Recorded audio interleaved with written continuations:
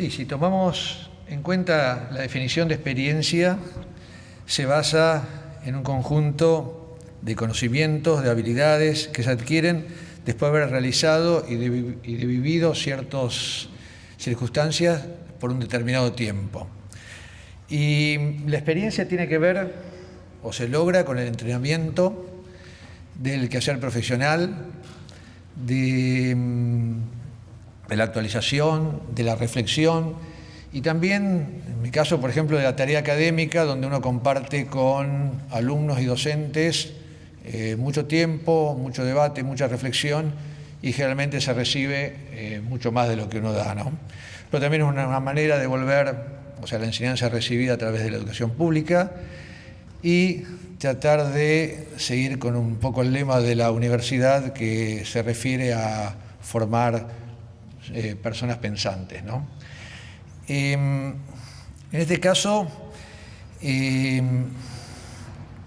los casos que vamos a tomar o nos interesa afrontar son obras que tienen distinta escala con respecto al tema de la vivienda, entonces nos interesa mucho el tema de la comparación. A diferencia de lo de Diego, que se refirió más a un solo tema, vamos a hablar de distintas obras que van a ir pensando y la idea es reflexionar un poco sobre ciertos temas, ¿no?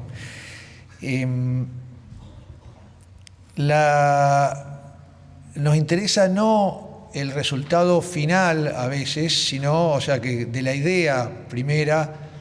de la primera idea hacia ese final de la foto que aparece en algún lado o en la revista o ya la obra terminada, nos interesa destacar que hay todo un proceso que muchas veces no es lineal, que aparecen un montón de circunstancias que permiten llegar a ese proceso. En esa circunstancia hay un montón de gente trabajando en el estudio, pero también gente que colabora, hay asesores, hay que coordinar ese tipo de tareas y bueno, ahí está un poco el rol del arquitecto. Y en estas escalas lo que vemos que el destinatario cambia mucho. El destinatario es distinto cuando es una obra particular, como es la que tomamos en cuestión de casas, donde hay una persona que se identifica, hay una persona que tiene nombre y apellido, familia, o sea, gustos muy particulares que tienen que ver su esencia, su forma de vida, y bueno, hay que responder, hay que tratar de ponerse la camiseta y tratar de interpretar y trabajar juntos, tratando de llegar a buen puerto, pero siendo partícipes de la obra, tratando de entender cierta lógica de funcionamiento de ese hogar y naturalmente después cuando van comprendiendo dentro de ese proceso se va llegando naturalmente a los resultados. En las otras obras que algunas estuvimos viendo es mucho más difícil, o sea, identificar a ese destinatario, sino que es un público en general que va a ir cambiando, va a ir variando. Entonces uno trata de, en un trabajo en equipo, tratar de identificar ese tipo de arquitectura, cómo van a ser sus usuarios, cómo lo van a vivir y después evaluar o quedarse a ver, recorrer cuando uno vuelve o a un salón de eventos o quedarse a mirar cómo la gente va viviendo o va apropiándose de esos distintos espacios y uno va reflexionando y aprendiendo un poco de esos temas, ¿no?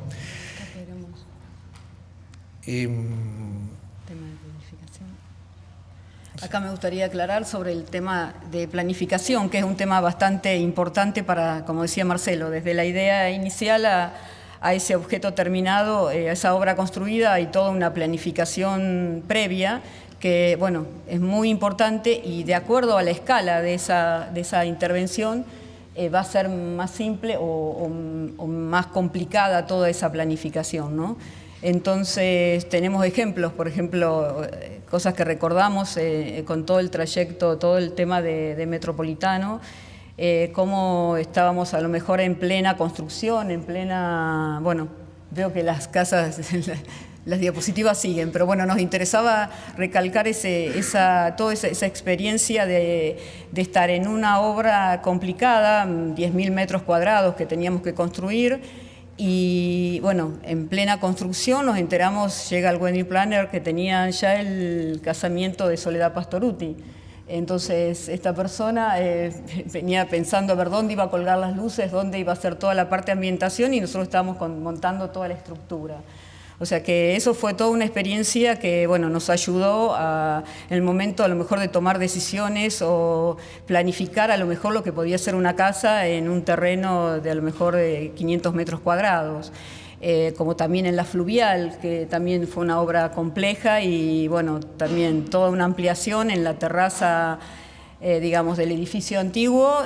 muy conocido en Rosario, y nosotros ya teníamos fecha del primer evento. Así que todo eso llevaba a que el trabajo en equipo, como decía Marcelo, estuviera muy bien organizado y saber a dónde apuntábamos, o sea, todo, digamos, encaminado a ese resultado final.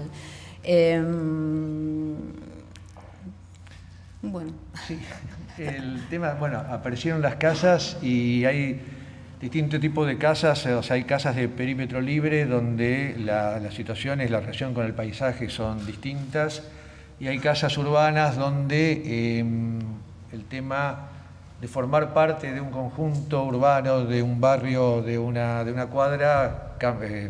hacen que se tengan en cuenta otros detalles, pero de todos modos hay constantes, porque hay ciertas búsquedas espaciales, recorridos,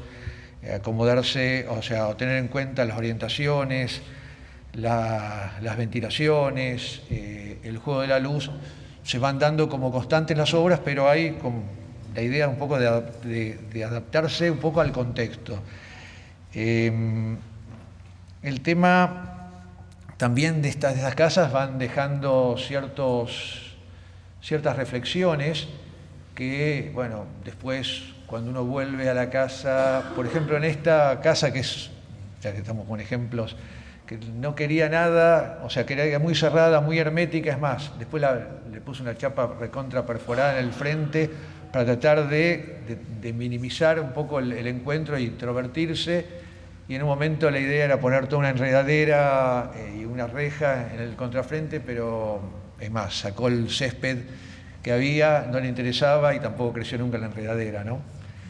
Y después, por ejemplo, esta casa también es urbana, que se adapta un poco al barrio, a la orientación norte, donde deja un hueco, se veía la cúpula de la iglesia San Cayetano, después se fue tapando por los edificios,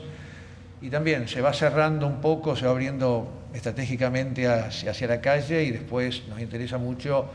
la vida familiar y cómo se va armando todos esos recorridos, esas profundidades en los lotes que ya están entre medianeras y están mucho más acotados, ¿no? Sí, estamos. O también, interesante por ahí nombrar algunos proyectos o mostrar algunos que quedaron inconclusos, porque no siempre las obras son todos de final feliz, sino que también tener en cuenta, pensar que hay proyectos que van quedando en el camino por temas que no se refieren o no son culpa, entre comillas, del arquitecto, sino que se debe a distintos tipos de vicisitudes, de alternativas. Entonces, un tema también para tratar o charlar, sobre todo con estudiantes, el tema a veces de honorarios, que es un tema que los arquitectos a veces le huyen, y